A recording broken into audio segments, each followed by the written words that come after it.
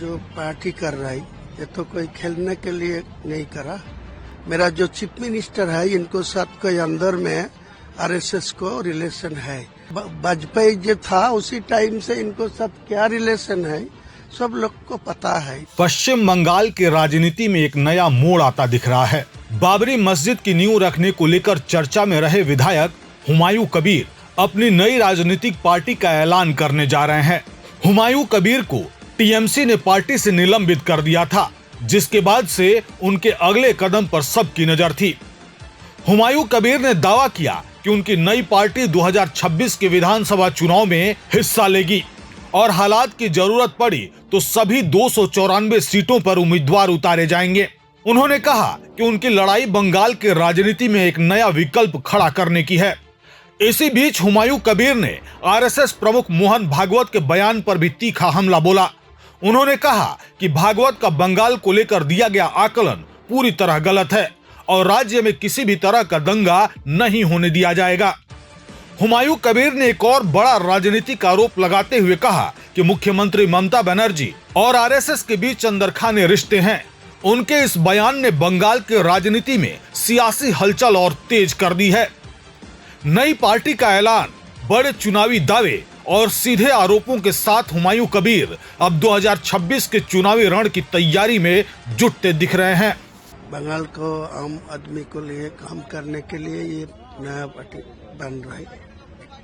आने वाले तो इलेक्शन है और कि 294 सीटों में ही लड़ने का जरूर, नहीं तो राजनीति जो पार्टी कर रहा है ये तो कोई खेलने के लिए नहीं करा। इलेक्शन के लड़ने के लिए, आम आदमी को काम करने के लिए, उनको जिम्मेदारी लेके उनको पास रहने के लिए तो पार्टी खोल रहा है। तो चुनाव आएगी तो क्लियर हो जाएगी तो कितना सीट में मैं चुनाव में लड़ेंगे।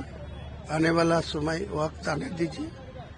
दादा, मेरा आखिरी सवाल ये है कि पुनः डिस्प्यूट को पुनः शुरू करने के लिए, रिस्टार्ट करने के लिए, जिसमें वोट लेने का फायदा है, जिसमें मुस्लिम हो हिंदू हो किसी का बेनिफिट नहीं है, मोहन भागवत जी कल साइंस सिटी में बोले हैं, क्या कहेंगे? मोहन भागवत जी सारा भारत का राष्ट्रीय स्वयंसेवक का नेता है। उनको मैं सम्मान करते हैं, लेकिन वो जो असेसमेंट किया, जो यहाँ कोई दंगा होगी, कोई गड़बड़ होगी, कुछ होने नहीं देंगे। अभी तक कुछ गड़बड़ नहीं हुआ।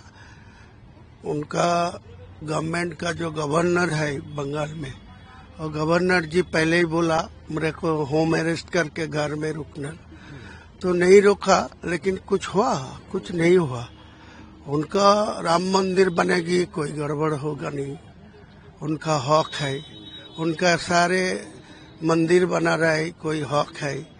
और पहले ही बोला ना, जो मेरा जो चीफ मिनिस्टर है इनको साथ कोई अंदर में आरएसएस को रिलेशन है, वो मिल गया। पहले 6 महीना पहले 15 दिन के लिए बंगाल में था मोहन भागवत जी, फिर यहाँ कैसा आया?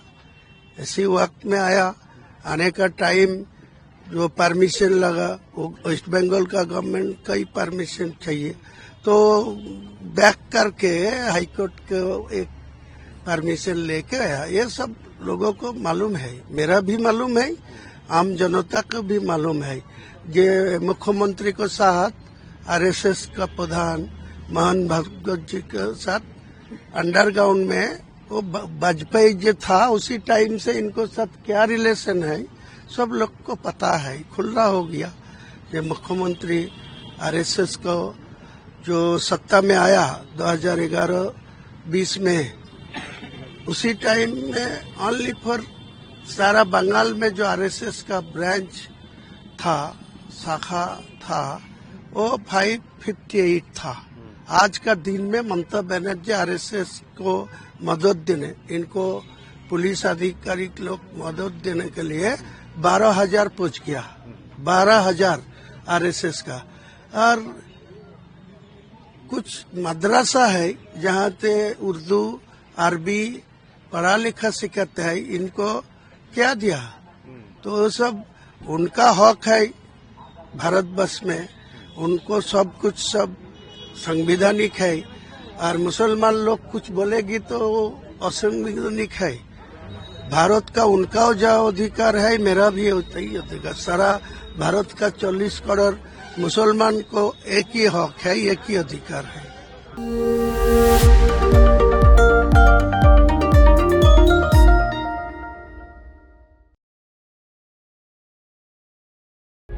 प्रभातखबर.com, विश्वास वही, रफ्तार नहीं।